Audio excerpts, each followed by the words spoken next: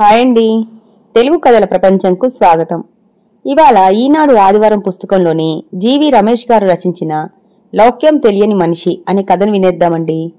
Air India విమానం Los Angeles నుంచి బయలుదేరి 10 గంటలైంది. ఫ్లైట్లో విశ్వనాథ్ చాలా టెన్షన్గా ఉన్నాడు. హైదరాబాద్ చేరుకోవడానికి మరో 12 గంటలు పట్టొచ్చు. మాటి మాటికి వాచి చూసుకుంటున్నాడు. ఫోన్ చెక్ చేసుకుంటున్నాడు. ఏమండి, ఆర్యన్కి యాక్సిడెంట్ అయింది, తలకి దెబ్బ తగిలింది, రక్తం చాలా పోయింది అంటూ భార్య అపర్ణ ఫోన్లో ఏడుస్తూ చెప్పిన దగ్గర నుంచి విశ్వనాథ్ బుర్ర పనిచేయటం మానేసింది. ఫ్లైట్ ఎక్కే వరకు తానేం చేస్తున్నాడో తనకే తెలియదు. ఓ పెద్ద కంపెనీలో సీనియర్ మేనేజర్గా పనిచేస్తున్న విశ్వనాథ్కు ఆర్యన్ ఒక్కగానొక్క సంతానం. బీటెక్ చివరి సంవత్సరం చదువుతున్నాడు. ఈ మధ్య క్యాంపస్ ఇంటర్వ్యూలో ఉద్యోగం కూడా వచ్చింది. వారం క్రితట తాను అమెరికా బయలుదేరినప్పుడు నవ్వుతూ వీడ్కోలు చెప్పాడు. ఆస్పత్రిలో అపర్ణ ఒక్కతే ఉండి ఉంటుంది. ఆమెకు సాయంగా ఎవరైనా ఉంటే బాగుండు. ఈ మాట ఎన్నోసార్లు అనుకున్నాడో లెక్కలేదు. నిజానికి విశ్వనాథ్ ఎవరూ లేనివాడు కాదు. అందర్నీ దూరం చేసుకున్నవాడు. చిన్నప్పటి నుంచి విశ్వనాథ్ లెక్కల మనిషి.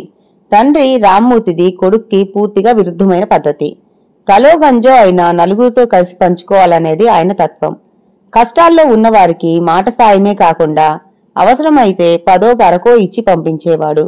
విశ్వనాథ్కి తండ్రి నైజం అస్సలు నచ్చేది కాదు. 10వ క్లాసు పూర్తయిన తర్వాత ఇంటర్మీడియట్ కోసం 100 కిలోమీటర్ల దూరంలో ఉండే పట్టణానికి బయలుదేరాడు. నీ తమ్ముడి చెల్లెలి బాగోగులు కూడా నేను చూసుకోవాలి, పక్క ఊళ్ళో ఉన్న కాలేజీలో చేరు అని తండ్రి చెబితే కుదరదని మొండికేశాడు. మంచి కాలేజీలో చేరితేనే చదువులు బాగుంటాయని, మంచి ఉద్యోగం వస్తుందని తండ్రితో వాదించాడు. ఊరందరికీ పంచిపెడుతున్నావు కదా, నాకు పెట్టడానికి డబ్బు లేదా? 10వ తరగతి పాస్ అయిన కొడుకు నుంచి వచ్చిన ఈ ప్రశ్నకు ఆ తండ్రి దగ్గర సమాధానం లేకుండా పోయింది. తన స్తోమతకు మించినదే అయినా చివరకు రామ్మూర్తి విశ్వనాథ్ని పట్టణానికి పంపించాడు. నువ్వు మంచి ఉద్యోగం చేసి చెల్లిని తమ్ముణ్ణి బాగా చూసుకోవాలి. పట్నం బస్సు ఎంకిచ్చినప్పుడు తండ్రి అన్న మాటల్ని విశ్వనాథ్ వినట్లే నటించాడు. ఇంటర్మీడియట్, ఆ తర్వాత ఇంజనీరింగ్ కూడా పట్టణంలోనే చదివాడు. ఓ పెద్ద కంపెనీలో ఉద్యోగం సంపాదించాడు. తన క్లాస్మేట్ అపర్ణను ప్రేమించి పెళ్లి చేసుకున్నాడు. ఆ అమ్మాయి బాగా ఆస్తిపరురాలు కావటం, తల్లిదండ్రులకు ఒక్కతే కుమార్తె కావటం వలన ప్రేమ అనే పదాన్ని ఇన్వెస్ట్ చేసి రాత్రికి రాత్రి కోటీశ్వరుడు అయిపోయాడు. చదువుకున్నన్నాళ్లు ప్రతి నెల డబ్బుల కోసం తండ్రి వెంటపడిన విశ్వనాథ్ ఉద్యోగం వచ్చిన తర్వాత ఇంటి ముఖం చూడటం మానేశాడు. తన పెళ్లి నిశ్చయమైపోయిన తర్వాత తప్పదన్నట్లుగా తల్లిదండ్రులకు చెప్పాడు. వాళ్లు కూడా ఏదో బంధువుల పెళ్లికి వెళ్లినట్లే వెళ్లి వచ్చేశారు. విశ్వనాథ్ చదువు కోసం ఉన్న 2 ఎకరాలు అమ్ముకున్న రామ్మూర్తి తన చిన్న కొడుకు శంకర్ను డిగ్రీ మాత్రమే చదివించగలిగాడు. ఊళ్ళో జూట్ మిల్లులో క్లర్క్గా పనిచేస్తూ కుటుంబ భారాన్ని మోస్తున్నాడు శంకర్. ఇక ఒక్కగానొక్క చెల్లి పెళ్లి విషయంలో కూడా విశ్వనాథ్ పెద్దగా జోక్యం చేసుకోలేదు. నామమాత్రానికి 4 డబ్బులిచ్చి అంతకంటే ఇవ్వలేనని తేల్చి చెప్పేశాడు. అత్తింటి బంధువుల దగ్గరకు వెళ్దామని అపర్ణ అడిగినా విశ్వనాథ్ పట్టించుకునేవాడు కాదు. తను పనిచేసే కంపెనీలో కూడా స్వార్థపరుడనే ముద్ర పడిపోయింది. తను ఎదగడం కోసం అందర్నీ నిచ్చెనలా వాడుకున్నాడు. ఇతరుల కష్టాన్ని కూడా తన ఖాతాలో వేసుకుని ప్రమోషన్లు సాధించుకున్నాడు. మేనేజర్ స్థాయిలో ఉన్నాడు కాబట్టి అతన్ని గౌరవించిన ఏ ఒక్కరికి విశ్వనాథ్ మీద మంచి అభిప్రాయం లేదు. తన స్వార్థానికి విశ్వనాథ్ పెట్టుకున్న పేరు లౌక్యం. తనలాగా లౌక్యం లేక తండ్రి పేదరికంలో మిగిలిపోయాడని భార్యతో చెబుతూ ఉంటాడు. తనకంటే అర్హులున్నా తనకు ప్రమోషన్లు తొందరగా రావటానికి తన లౌక్యమే కారణమని వాదిస్తాడు. ఒక్కగానొక్క కొడుకు ఆర్యన్ అంటే విశ్వనాథానికి ప్రాణం. వాడు అడిగినవన్నీ కాదు లేదు అనకుండా కొనిచ్చాడు. బీటెక్ లో జాయిన్ అయ్యాక ఆర్యన్ నెలకొకసారి టూరిజం అంటూ ఊళ్ళు తిరగడానికి వెళ్లేవాడు. విశ్వనాథ్ కూడా కొడుకు అడిగినంత డబ్బు ఇచ్చి మరీ పంపించేవాడు. తను చిన్నతనంలో గడిపిన పేద జీవితం తన కొడుకుకు దరిదాపుల్లో కూడా రాకూడదనుకునేవాడు. అలాంటిది ఈ రోజు వాడు చావు బతుకుల్లో ఆసుపత్రిలో పడి ఉన్నాడు. కొడుకు యాక్సిడెంట్ వార్త తెలియగానే తనే పరుగున రావాల్సి వచ్చింది. తనకు సాయం చేయడానికి ఏ ఒక్కరూ ముందుకు రారని తెలుసు. తనకు కరోనా వచ్చి ఆసుపత్రిలో ఉన్నప్పుడు కూడా తన స్టాఫ్ ఎవ్వరూ పట్టించుకోలేదు. ఇప్పుడు కూడా తన భార్య కొడుకు ఒంటరిగానే ఉండి ఉంటారు. భార్యను తలుచుకుంటే అతనికి బాధేసింది. ఫ్లైట్ దిగి క్యాబ్లో సరాసరి ఆసుపత్రికి బయలుదేరాడు. భార్య నుంచి ఫోన్కు మెసేజ్ వచ్చింది. టెన్షన్గా మెసేజ్ బాక్స్ ఓపెన్ చేసి చూశాడు. ఆర్యన్ ఆపరేషన్ సక్సెస్ అయింది, కంగారు పడకండి అని ఉంది. థ్యాంక్ గాడ్ అని ఊపిరి పీల్చుకున్నాడు. క్యాబ్ దిగి పరుగు పరుగున ఎమర్జెన్సీ వార్డుకు చేరుకున్నాడు. అక్కడ కనిపించిన దృశ్యం చూసి తన కళ్ళను తానే నమ్మలేకపోయాడు. తన తండ్రి, తల్లి, తమ్ముడు, మరదలు, చెల్లి, బావ, వాళ్ళ పిల్లలు అందరూ ఉన్నారు. ఆర్యన్ స్నేహితులు కూడా ఓ 10 మంది ఉన్నారు. భర్తను చూడగానే అపర్ణ పరుగున వచ్చి భర్తను పట్టుకొని బావురుమంది. ఓ పెద్దావిడ రోడ్డు దాటుతూ ఎదురుగా వస్తున్న లారీని చూసుకోలేదు. ఆర్యన్ కాపాడటానికి ప్రయత్నించటంతో లారీ వీడిని ఢీకొట్టింది. అదిగో ఆ బామ్మగారినే మనవాడు కాపాడాడు. పక్కనున్నది వాళ్ళ అబ్బాయి, కోడలు. నిన్నట్నుంచి వాళ్ళు కూడా ఇక్కడే ఉన్నారు. కాసేపు అయ్యాక చెప్పింది. 30 ఏళ్ల కిందట తాను తప్పించుకుని పారిపోయిన కుటుంబం తన కొడుకు కోసం వచ్చింది.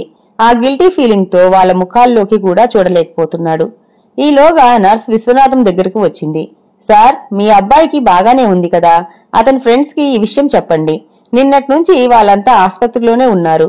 మిగిలిన రోగులకు ఇబ్బంది అవుతోంది అందామె. ఆంటీ, మేం వెళ్తాం, ఏదైనా అవసరం ఉంటే కాల్ చేయండి అంటూ ఓ 10 మంది కదిలారు. నువ్వు ఒంటరిగా ఉన్నావని భయపడ్డాను, కానీ ఇక్కడ నీకు తోడుగా ఇంతమంది ఉన్నారంటే నమ్మలేకపోతున్నాను. మర్నాడు ఆస్పత్రిలో భార్యతో చెప్పాడు విశ్వనాథ్. వాళ్ళంతా వాడి ప్రపంచం.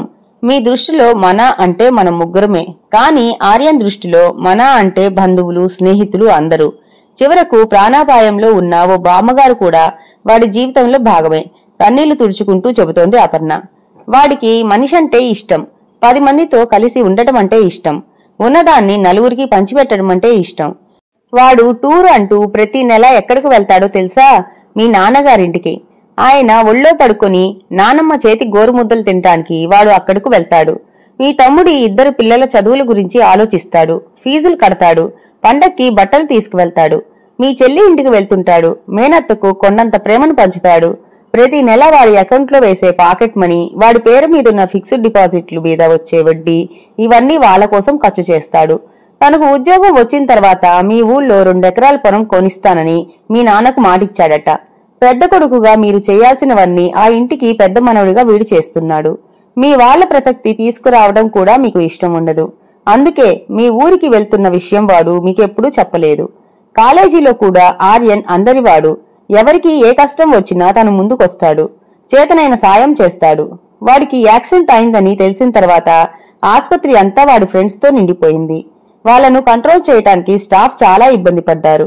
మొన్న సంక్రాంతికి ఓ 4 ఫ్రెండ్స్ ని తీసుకుని మీ ఊరెళ్ళాడు. వాడి రాక మీ వాళ్ళందరికీ పెద్ద పండగైంది. వాడి ఫోన్లో ఫోటోలు చూశాను. ఆ ఫోటోల్లో ఉన్న వాళ్ళకి మనంత డబ్బు లేకపోవచ్చు, కానీ ఆర్యన్ అంటే ఎంతో అభిమానం, ప్రాణం ఇచ్చేంత ప్రేమ. మన పెళ్ళైన తర్వాత మీ వాళ్ళెవరూ మన ఇంటికి రాలేదు. వీడికి యాక్సిడెంట్ అయిన విషయం తెలిసిన వెంటనే పరుగు పరుగున వచ్చారు. వాళ్ళంతా ఇక్కడ లేకపోతే ఆ టైంలో నేనేమైపోయేదాన్నో నాకే తెలియదు. నాలా సక్సెస్ఫుల్ కావాలి, నా అంత స్థాయికి రావాలి అని మీరెప్పుడూ వాడితో అంటూ ఉంటారు. కానీ మీ గెలుపుని మీరు తప్ప వేరెవ్వరూ ఆనందించలేదు. విజయ శిఖరం పైన మీరొక్కరే ఉండాలనుకుంటారు. మీరు అందరూ గెలవాలని, అందరితోనూ గెలుపును పంచుకోవాలని అనుకుంటాడు వాడు. ఇద్దరికీ ఉన్న తేడా అదే.